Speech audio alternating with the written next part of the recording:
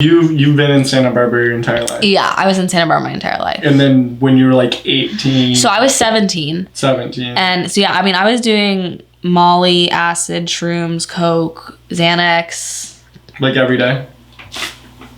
Really? I was doing something every day, yeah.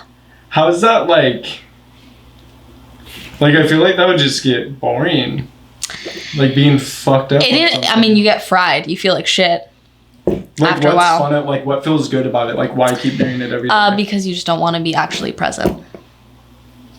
So at least you don't feel like you're actually present, and you don't feel like yourself, because you don't like yourself. So you don't like yourself, and you want to like escape. You know, it's an escape. Yeah. Anyway, and I mean, it's also like not peer pressure, but like people around you are doing it, and you're offered it, and you're like, sure. In your mind, when you're like escaping, aren't you like, okay, shit, like I'm going to have to like come back to this. I'm gonna have to come back to being my present self. I'm gonna have to come back to like my no, because it's, I mean, because that's the cycle of it. It's like you're always finding that next high, so you don't have to. Or you like in the back of your head though. Yeah, in the back of your head, you know, like this is gonna work out, but you don't care because you can't imagine feeling all your feelings. That just is like not even an option. Why not just like, this sounds fucked up, but like, why not just kill yourself? Honestly, the only reason I didn't kill myself, I tried to. Yeah. Didn't work, yeah. Honestly, the only reason I didn't kill myself was because like I couldn't imagine my little brother walking in and finding my dead body. Yeah. I couldn't do that to them. I couldn't do that to my parents. I really, truly believe that a kid should not die before their parents. And so even when I didn't want to live, I couldn't do that kind of thing to them. Yeah. So I was living for them for a while. But it got really bad, and they saw it got bad, and... What was the most addicting drug? Or like the most addicting acid. High? Acid? You were just... Because it would take you to like, La La Land. Woo!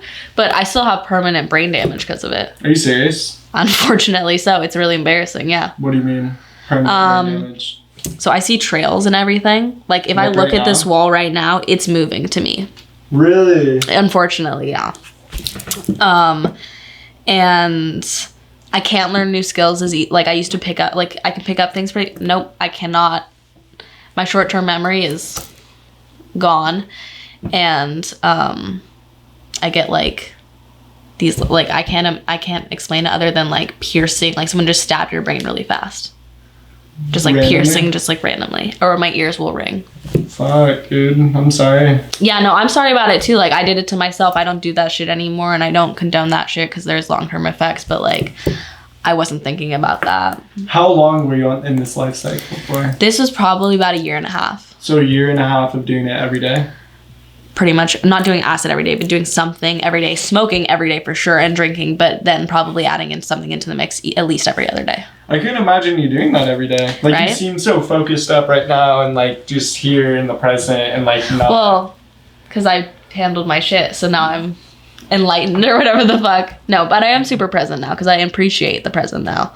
I didn't then. But it just got... Yeah, it got really bad. And... honestly, my mom was like, there's this program, this wilderness program. Shut up. Dude, that's what... Oh, my God. So you've heard of wilderness, I'm sure. No. I'm just saying, like, in my brain, I've always envisioned people that are, like, insanely addicted to something, just fucking taking them and just putting them in the wilderness. That's what they do. With, like, a camp leader. That's what they do. And that's the best way to overcome it. So, well, right? Normally you get gooned, which means, like, literally men come in the night and take you to the woods, and you're, like, you don't have, like, they literally kidnap you. Because, obviously, there's no other way for your parents to get you there. Gotcha. Because your parents... Well... Unfortunately for all of y'all that are under 18, your parents can do pretty much whatever they want with you. They can put you in this place without your consent easily. Yeah. Anyways, I went consensually to the wilderness part because I didn't realize really what it was. I was high as fuck when my mom told me about it. And honestly, I'm gonna be real, there was a huge part of me that was like, I cannot go on like this. I wanted something. So she was like, there's this wilderness thing, whatever. What were your parents saying to you when you were like, were you living at home with them while you were fucked up? Well, yeah, I mean, I would go in and I'd fight with my mom, and my mom would be like, I don't want to talk to you when you're like this. Get out of my room. What were you on? Everything. It depends on the day. What's your favorite drug? Shrooms. Because I think that they're not actually that bad because of then like the fact that they're natural. And I think that you can learn things from them. Like I'm not saying go do them, but like I think out of all the drugs that's out there, they actually can be productive versus like I think you should not do really acid or Molly. Like I mean like you can, but like you're not gonna get productive things out of those things. Whereas like you might actually learn something from shrooms. So you think your brain is taking a lot of damage? Yeah. Like you're. Yeah. Do you think? But I also think my brain is open, more open than the average person. I feel like I am emotionally aware. You went through a big thing that a lot of people go through. So I mean, then I lived in the woods for 3 months, where I was literally hiking 5 to 8 miles a day with 80 pounds on my back, all my belongings, which is more than half my weight. So I lost a shit ton of weight. I was like 90 pounds when I got out of wilderness. Are they That's not not legal to feed you? That's not legal. It's actually, I could have sued them because they're only supposed to make you carry like a third of your weight or something. Why do you have to carry shit up a mountain? Because you're hiking every day to get to the next water source, and you have to. We're living in the woods. You have your tent, your sleeping bag, all your food, your clothes. Are these professional people though? No.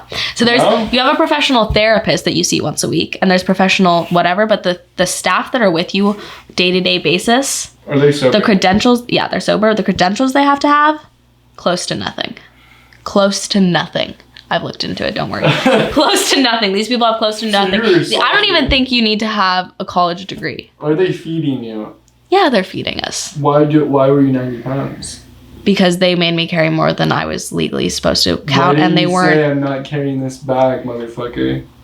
You don't have a choice, honey. What do you mean? You say I'm not carrying this bag, motherfucker. They say, put it on, like, or else do you want water? Do you want to eat? Like, we need to get to the next water source. I'm not gonna hold back the rest of my team just because How many people are you with? 10. Are they 10 other kids and then like 3 staff. Are they sketchy kids? Yeah. They're sketchy kids. They're kids that are like, there's this one kid that I went, he was a huge coke dealer, and like literally he like even after wilderness he was never gonna be able to go home because like one of his dealers was like straight after him to kill him.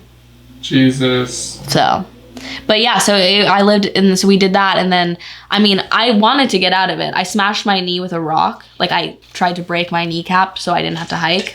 Ouch. Didn't really work out. Just made us, like, stay where we were for another day and then had to hike again the next day. Are they medically They don't care. trained? Like, you will literally be shitting your brains out and puking, and they're like, drink some water, let's go. Which, to a certain extent, I get, but also, like, I think there was some malpractice there. Yeah. But... so I did that for 3 months, and then the place I went to for 11 months in Montana was a therapeutic boarding school. So it's a boarding school, so I could finish my senior year of high school. But I also have therapy every day, and it's obviously, I mean, you don't have any internet or whatever. There's no touching of any kind. You taking meds, you have to check out a razor, and you can only have it for 10 minutes. You know, it's kind of like being in prison. I mean, it's way nicer than prison, but it's similar. And that was in Montana. So I did that for 11 months, and then I graduated from high school there and from the program, and that's when I moved to SLO.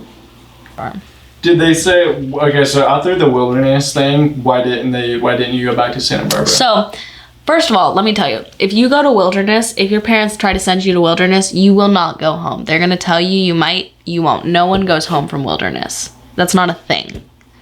They said go to the next You go to wilderness, and then you go to another, like, sober living, something else. You can't just go to wilderness back to the real world and, like, do okayness. That's what they think. And I think that is kind of true to some extent. Did I think I needed it another 11 months? That's debatable, but, like, whatever. So, in my case, my dad didn't want me to go to rehab in the first place. Yeah. He was going to lock me up in my room and just, like, monitor me himself. But my mom... Right? Right. My mom was like, that's a fucking joke. We're sending her, whatever. So he didn't want me. He was planning to I'd go back to Santa Barbara after Wilderness. But when I was in Wilderness, I had a phone call with him and I said, realistically, Dad, I cannot come back to Santa Barbara. I don't know what that means, but I won't come back there because I cannot go back to living with you guys in that same dynamic and going to the same high school near the same friend group and not just go back to exactly the same thing. And since I was sober and I was like feeling good about my journey, I was able to kind of like make that decision for myself and say, you're sober for 3 months at this point. At this point, yeah, I was able to be like, I need something else. I'm not saying like I need a huge thing, but like I can't just come home.